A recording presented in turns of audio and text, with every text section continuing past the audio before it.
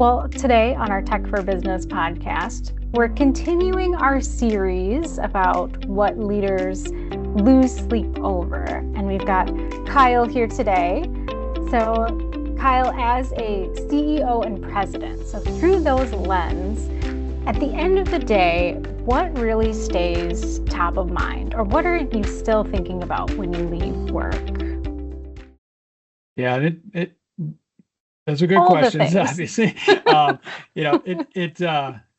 It'll really vary greatly, obviously, depending on how the Sure. day goes, sides of it, because there's many things that will, roll up to me side of it. But there's always first and foremost side on those. You're always looking for, from my seat side of those, the profitability and growth of the company side of those, which also leads to the well-being of all the staff Mhm. and employees, and how we're protecting our customers and how we're servicing our customers. So there could either be, service related issues with the customer side of those on how do we improve, how do we prevent this from happening in the future. Those things are always continuously working through my mind side with it. There's then, similar thought tracks around how do we make it, a better work environment for our employees? How do we make sure we're retaining our employees? How do we, have the best compensation growth for our employees sides of those?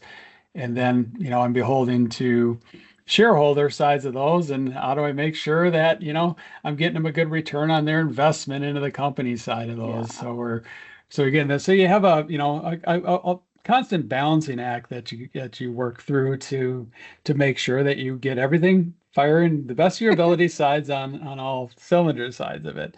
Um, the other side that we'll put you there is the unknowns, and a lot of that Mhm. again relates to risk. And for us, since we provide IT and cybersecurity related services and physical security services to our customer sides of those, there's always the concepts of liabilities and other sides that comes with it, not only from protecting CIT and our assets and our data and ensuring that our access to our customers doesn't become a threat actor's access to our customers. And those can be, a number of things that may be out of our control. They could be from supply chain related things from vendors we use. So if Microsoft has as an event, how does that impact our customers? There's a lot of things that are out of our control, and there's a lot of things that are certainly in our control, and just try to making sure we're doing our due diligence and best effort sides along doing the due diligence on what we can control, because the other Yes. things you just can't. So um, you know unfortunately, many of them involve, you make sure you're talking to your lawyers and their sides on it. But Yeah.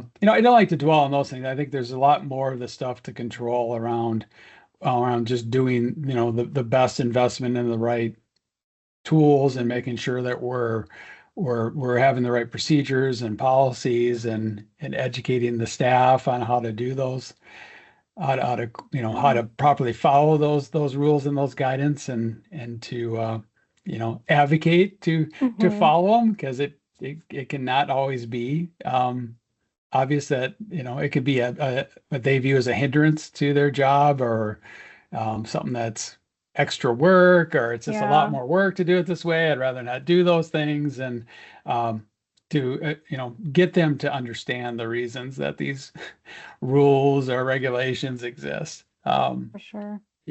Our SOC 2 type 2 compliance side falls under that a lot, where Mhm. there's a lot of, you got to create a ticket, you got to document through the procedures, you got to follow through all the other steps, so we know, when we're making a systems change or how we're responding. All those things has to have a trail and an audit trail associated to it, to provide the supporting documentation, and that we have to have the written procedures, and that we follow those procedure sides. So again, as it sounds, not necessarily considered fun by most people going through Yeah. those exercises, but I mean, certainly important. And I think most people kind of understand why that is, but there's Mhm. just the human nature against the requirements of those sides. So you're having to be the champion and understand those things. So thinking through, how do I keep doing that? How do Yeah. I keep people aware?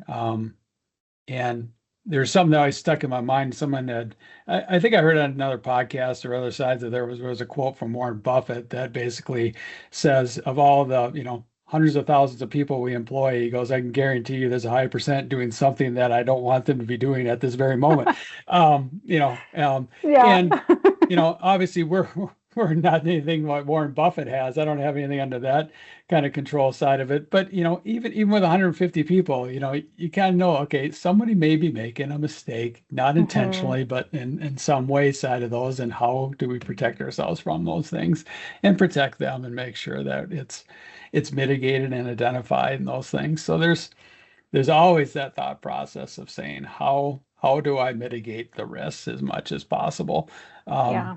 and it's a constant mind game going through those things of continuously going through those. Yeah, I can only imagine. I mean, as at your level, being a CEO and a president of a company, you really need that 360 view. So, when I ask what stays on your mind at the end of the day, it is everything. It's a Everything lot. kind of has, oh, I can't imagine. Do you ever feel like, and I imagine other, people at your level feel the same way. There's all these pieces. You mentioned making sure the employees are getting their best support and that work-life balance, and then making sure that your company has all of these pieces in place for any risks. And then also, how do we move forward? How do we grow as a company? Do you ever feel at your level that you're so far up that you can't make the changes that you want, if that question makes sense? Like Yeah. you're too Um, far removed from the SOC people or the specific employees. How yeah. can you make change at your level? Does that make sense? Yeah, no, it does make sense. And the way that I deal with that sides of those is I do Hmm. have a very tight leadership group side with Yeah. those, and we meet on a weekly basis side of those as a group, and then we have very frequent one-on-ones with my direct report twos, and each one of them has regular frequent um, same page meetings with their team members, sides Hmm. of those too. It's having a lot of trust and faith in the leadership side of it to, one, me take their input side of there, we reach a consensus, and then we execute on those sides of those. So I think, to try to, with the whole intention side of that is to be, I can't be everywhere side of those, and, Hmm. and it's not feasible side of those. So you want, there's a lot of faith in my leadership team that they are extension of the same thing, and we all are believing on the same goals and objective sides of those. So it's really kind of sharing in the leadership responsibility sides of those. Because again, I'm not the sole driver of everything that's their Hmm. side of those. It's kind of the keeper or aggregator of where it's going, and hopefully, and to steer the vision of where we want to go next. But Yeah. that's not just from my own input. That's taking in the other outside inputs and coming to a conclusion to say this is the next best thing. And um, it's a combination of that, and then trying to get out and talk to our customers as much as possible, both Hmm. both customers and prospect sides of those, again, helps to formulate some of the decision making process side of it, so you can determine where the customer needs are coming from. um, whether it's good feedback or there's negative feedback on the way we're providing the services, and sometimes they just give you just good feedback that's just saying it'd be nice if you did this side Hmm. with it. Um, and then when you have the great opportunity to deal with people who are currently not your customers, but you hope they will become those, is just hearing their needs being explained out to you. And sometimes you identify service gaps, um, saying, well, we could certainly do that. And then, you can kind of then feel those out, and those can be opportunities again for, again, new services and new offerings, because you're identifying a need that Hmm. exists out there. So um, again, it's just a lot of conversation sides. But I know I kind of steered the wrong way around to No, you're answer that good. question, but it was Yeah. it is a factor of kind of all those things to kind of help you feel like, yeah, I can't be everywhere, and Yeah. I can't be afforded the opportunity to sit down, obviously, with everybody to kind of get the feel for it. But I do try to stay very connected. Hmm. And the only last point I could say is since we are a technology company and I'm a very technology focused individual side of those, I do use our tools. Yeah. I do monitor our team's channels. I watch for the chats. I see the customer posts. I see the dispatch sides of those. I do pay attention to those because it does give me a good feel for the activities, the Hmm. sides, kind of those sides. It does afford me a nice luxury of being able to at least get a view into the day-to-day activity sides as they're happening in those teams. Which gives Hmm. not the absolute feel, but it gives a general feel of at least what's going on. And then I can also ask some more knowledge-based questions to those particular leader sides of those, saying, I noticed there's some chat on there. Are we okay here? And those kind of things. Yeah. So, um, not to obviously step on their toes, but again, just to have a little more insight as to is there an issue here that Hmm. we need to discuss further, or am I, taking that out of context, Yeah. kind of thing. So, Yeah. I mean, my next question was going to be, how do business leaders stay proactive? And you kind of answered it already with being this open communication, um, up the chain and down the chain, and then being flexible, and then even mentioning your ability or willingness to step back into the trenches, be yeah. available for all of those levels and all of those things. That I think is really important. Did I miss anything about how to be proactive in your, you know, Yeah. both mitigating risk and again pushing your company forward or trying to grow it and being ready for new technology?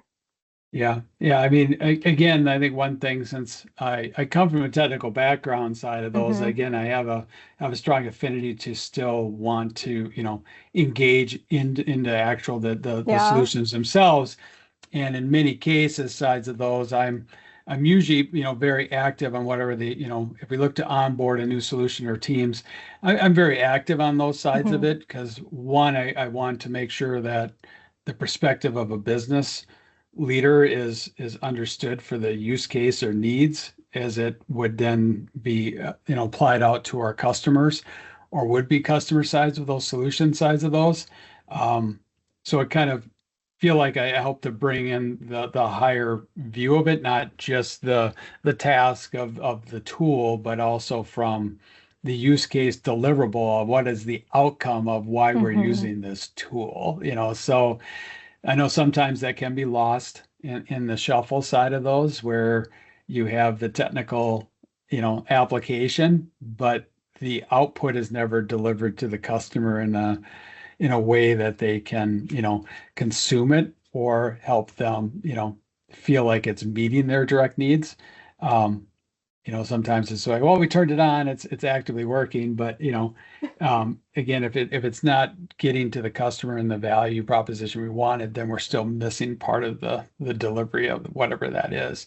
Yeah. So that part's and it helps me have an understanding for the selling and applications of it as well. So as you experience these tools, I want to understand. I'm a very more visual person. I like to visualize and see it. It gets my mind understanding the applications or use cases better for it. Many Hmm. cases you can identify new use cases or new value statements that we may be able to solve for that wasn't necessarily initially, identified by the vendor or whoever was selling the tool to us, but maybe other possibilities or other selling ways to position the product so the customer understands the value of it, if that makes Hmm. sense. Yeah. Many security tools can be very technical, of course, and you go through those things. So getting it to the business use case of this helps you, this will help mitigate this risk for your business is the reason we Hmm. do it. And that's what you're trying to drive Simple. for is just get the Yeah. simple use case Yes. application, not get into the bells and whistles. We're always happy to do that for the technical Yes. administrations customers we have, but in many cases they're not Yeah. technical. They just want to reduce the risk. They don't want the Yeah. problem. So that kind of leads me, I thought about, if you are a CEO and you don't have this technical background like you do, you can't really like navigate yourself through the weeds of all of the security tools. How can a leader better support their company, their employees, their security department, make sure they're mitigating those risks when they don't have that knowledge that you're able to have? Yeah, I think you want to have a trusted advisor in that Yeah. team, somebody who is, and know that you trust them, and you want to, and you should participate in those meetings and ask questions, sides of Hmm. those, because I think having leadership engaged into risk mitigations and understanding technology as it's being used is lacking in many organizations. I think there's just not enough oversight, and in many cases, I find it, it's a lot of time under finance. It's moved under Hmm. finance side, and it's looked at from a financial side, and the cost, which of course is good. You want to make sure that it aligns with the company's budgets and profitability lines with it. But there's another part to technology side of those that is operational side, and it's Hmm. enhancement side, and then you get into the risks or the unknown sides on it. And I find that many of the cases that is not understood fully by the decision makers or leaders, Hmm. inside those organization sides of those, and it tends to go um, either underutilized, or there's assumptions made that are dangerous, that can be extremely risky to the business, that gets found out in very unfortunate events Hmm. after the fact, where they Yeah. go, well, I thought, I mean, you don't want to have those moments, and those are tough situations when they occur. So I mean, they can be circumvented by just being proactively part of those meetings and asking questions. And if you're not sure of the question, bring in a trusted advocate side of that. If you Hmm. don't have somebody, I mean, do a virtual CIO, get somebody who can bridge the gap between the business and the technology side of those, to help you align those so you make the Hmm. best business decision sides of, this investment helps me reduce my risk, which helps me do this. This investment helps me do with compliance or regulatory side, so I can service these X number of customers. This technology helps keep my users more productive, side of those things. Well, and aligning those, and then driving that back to the financials. So you either, adjust your operational expenses to meet the needs of what the business needs out of technology, instead of trying to spend the least amount of possible on your technology and then be disappointed that it didn't execute. Um, because it's a very unfortunate, I think, in a lot of organizations that, um, I think when we talk to the technology, the people that are administering the technology, other sides of those, feel a pressure to a budgetary pressure. And they Hmm. tend to gravitate again to saying, I'm saving the company money. Um, when they Yeah. don't necessarily realize the cost of the loss is greater than saving X amount of, than saving 5% on the acquisition or CapEx on a product. If it, if it's slow, if it underperforms, if the users can't work, or it brings in risk, and it takes weeks to recover instead of hours or days to recover. I mean, all these things have Hmm. much bigger business decisions that need to be answered by the leadership, not by the person administering the technology. They're very good at deploying, and they can support it and go through those things, but it conversations just don't happen, and they don't feel comfortable having them because they feel like they're going to be viewed as not successful in the position if they ask for more money, or they're asking for those. It's just this uncomfortable awkwardness that occurs, which is unfortunate, because if nothing else, as long as they understand what they're saying no to in its Hmm. full hierarchy, instead of it being Yeah. made without even being asked, just by purely a cost basis, is an unfortunate thing. Just because I'm just an advocate that they should understand what Yeah. they're saying no or yes to either way, and Yeah. and know that it aligns with what the business wants. There's just higher level of decisions and conversations that should happen, that they should know how it impacts and what it truly means. Um, the backup stuff comes to mind all the time. You hear, Yeah. many cases, unfortunately, you'd talk to a business leader side of those, anybody in the C-suite, the other side say, well, we're told from our network administrator we have backups. Okay. Well, that's not enough to know. I mean, again, in many cases, they assume that means like it's almost instantaneous. Like because you Hmm. have backups, that means you can recover almost instantaneously. I mean, that is so far from the truth in many cases, sides of those. Not that it's impossible, but many cases that's not how they're currently set up. And if you then ask and say, well, how far back would you have to recover to? So what is that recovery point? And then how long does it take you to get there? And that's Yeah. that recovery time. And you find out, okay, well, we can go back, it's going to be at least 24 hours old, and are probably going to take us to get all the servers and everything else recovered side, 2 weeks, because it's going to take us Yeah. aside, or even it's going to take you days, whatever it may be. Just be aware and know. And if they say, Yeah. well, because then the obvious question says, well, our business can't afford to be down that long. Maybe you can. You have other process. Can you do manual Hmm. process? Can you do other? But at least understand it. Hmm. So that conversation could happen. That's Yeah. that's again, going to go back to that's kind of stuff keeps me up at night, is just knowing Yeah. sometimes it's not just CIT stem. It's for our customer sides. It's just Oh, the yeah. side saying, boy, I want to have these conversations with Hmm. some other leaders, just so they have them. Just knowing that they Yeah. have them and they're able to make the decision and not be excluded from it. So I would just say inject yourself into those conversations. If you're a leader, ask and understand so you know what it is, and you may want to advocate that, maybe you do need to invest into a better product that aligns with the recovery of what you need for your business, or what helps you reduce your risk, what helps you, save on your cybersecurity, what helps you reach compliance so you can get the next bigger customer. All these Hmm. things should be talked about with your technology. But many cases, I just don't think it gets rolled up, and there's just too many things go undiscussed, Yeah. all the way down. So It can be, I imagine it can be hard because if you know, I'm sure Todd, who's been on here before, has, you don't know what you don't know.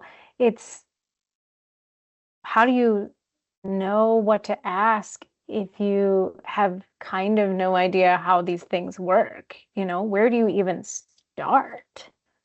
yeah, and I go back to having an advocate Having a side, meeting. whether it's Yeah. you have them on staff, or you get a virtual, a fractional, CIO, Yeah. or some of those things, or even in our side, we become a trusted partner side of that. We obviously offer advice side with it, and we understand in many cases side of it, we can be viewed, that this is a sales tactic, and other sides of those, which is, unfortunate but understandable from Hmm. those standpoints. So sometimes, it's appreciated to say, okay, as a consultant role side of that, maybe you engage into those level sides of it, just so there's a different level of engagement that doesn't involve a salesperson side per se, Yeah. but bring in more of a consultative engagement side of those to get through it. But just, in some points, so they're happening. But if you don't know, or you just have the question sides of it, you need to Hmm. find, who's going to be that trusted individual to help educate you and help bring up suggestions and things to go, so you start to learn and you do understand it. Because I think that's your point is valid. At the end of the day, we just want you to have at least the high level understanding of how it maps and connects together, Yeah. from the technology you have in your business. Does it really meet what you believe it needs to do for your business, both for business continuation, or an incident response, or compliance, or regulatory sides, or just business growth and needs, and user productivity and other enhancement sides of it. It's yeah, it can be daunting, and it can certainly Hmm. be, to a non-technology based executive side of those, to figure out, you know where that is, what the questions are.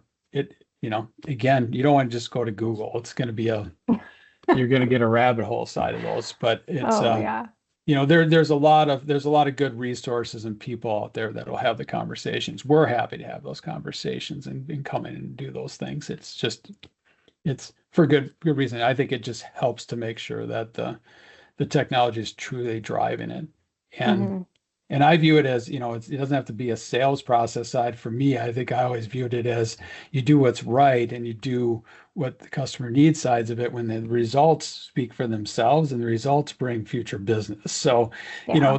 to me, the rewards of doing what's right produces what is also mutually beneficial for us in the growth. I don't have to drive the initiative being all I want to do is sell you something, Mm-hmm. because again, I don't think that is the outcome. What we want is the outcome that the technology is helping the business and their business grow, because then they reinvest and they tend to want to, they Yeah. trust the technology, they want to do more with technology, which also then benefits us because we grow as in partnership with the customer, not in spite of those things. So it's that's I think that's just a good way to develop that relationship to make Mm-hmm. it all work. Yeah. Sometimes it comes down to working with partners who have the same values as you. And we're big on Exactly. education. We're big on knowledge. We're big, we have this podcast and our webinars because we're just want everyone to have that knowledge as they move forward. So yeah, and then it's easy to partner with people who have that same thought of mind. Yeah, yeah, Um, absolutely. Anything else you'd like to share? Otherwise, this feels like a great wrapping up point. I mean, of course, communication, flexibility, and then reaching out to a tech partner if you need any assistance is kind Yeah. of a good wrap up. Yeah, no, I think you summed it up really well. Again, I could obviously go on forever and I probably know. way off topic, but I think, yeah, I think it covers it quite well. Thank you for joining us today. If you enjoyed this topic, please let us know. Like, subscribe, or reach out to us at info@cit-net.com or head out to our website, cit-net.com/podcast. We'll be back next week with an all-new episode.